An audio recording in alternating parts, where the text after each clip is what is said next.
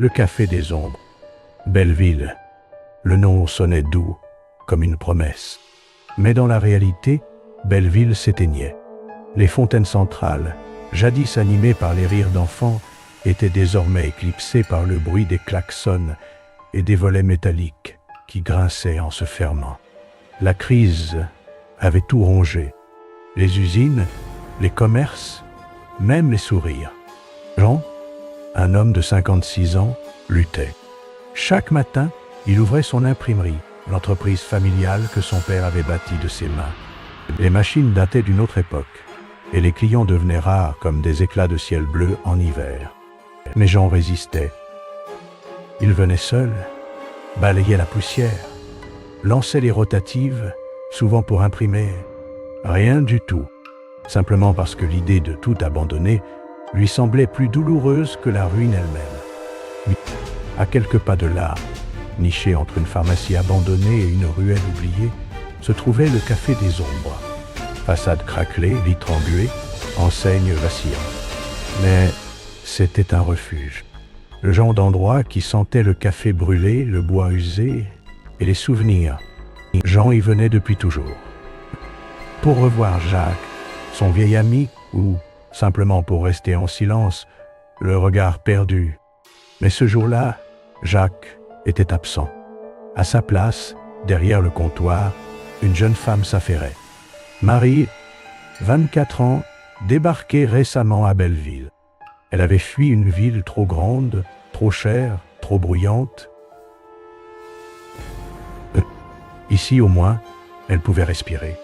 Elle logeait dans une chambre minuscule au-dessus d'un garage et travaillait au café pour survivre.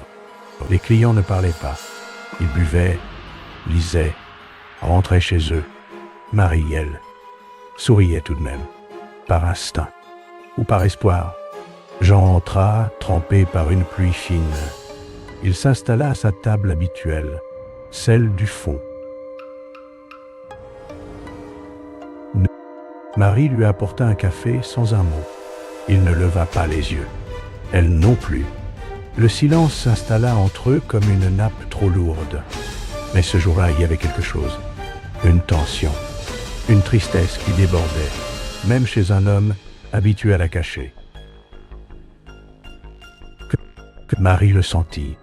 Elle hésita. Puis, d'une voix douce, presque timide, quelques mots de consolation. Il tenait.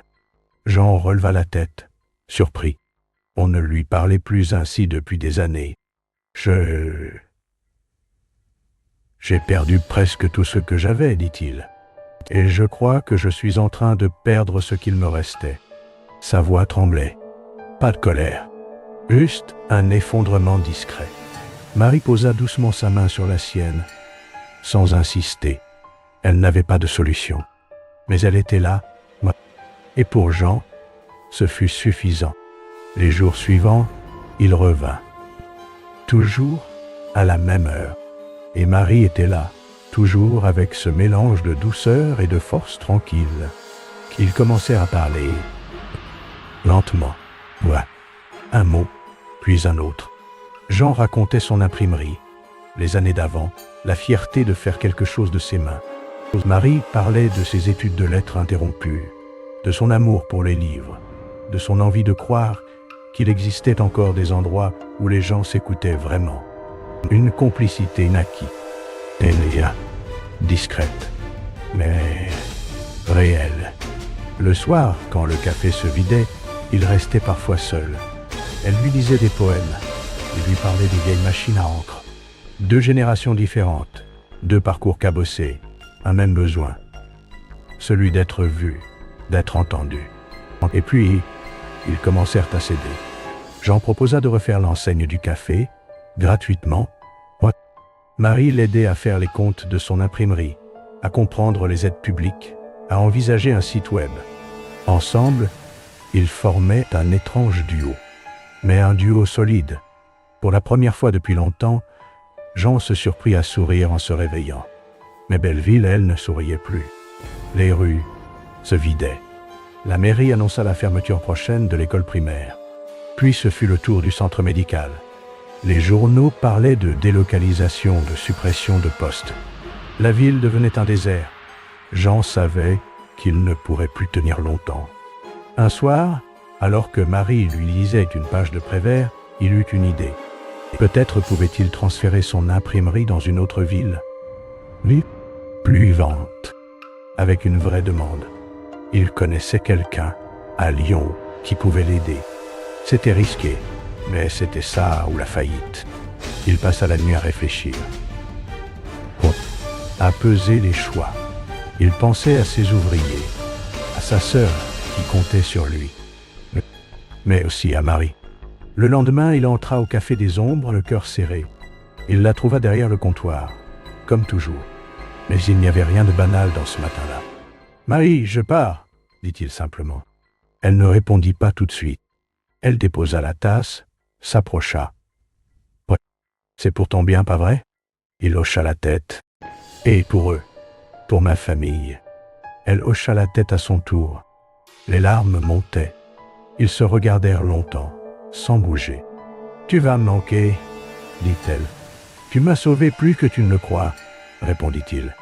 Ils s'embrassèrent sous la pluie, devant la vitrine embuée.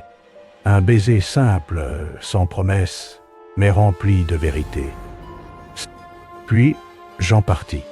Il ne revint jamais à Belleville. L'imprimerie fut relancée ailleurs, dans une ville plus stable. Il reconstruisit, lentement. Mais parfois, tard le soir, en triant ses papiers, il retrouvait une serviette tachée de café, un mot griffonné de Marie, un souvenir accroché au silence. Et dans ce souvenir, le Café des Ombres brillait encore. Mais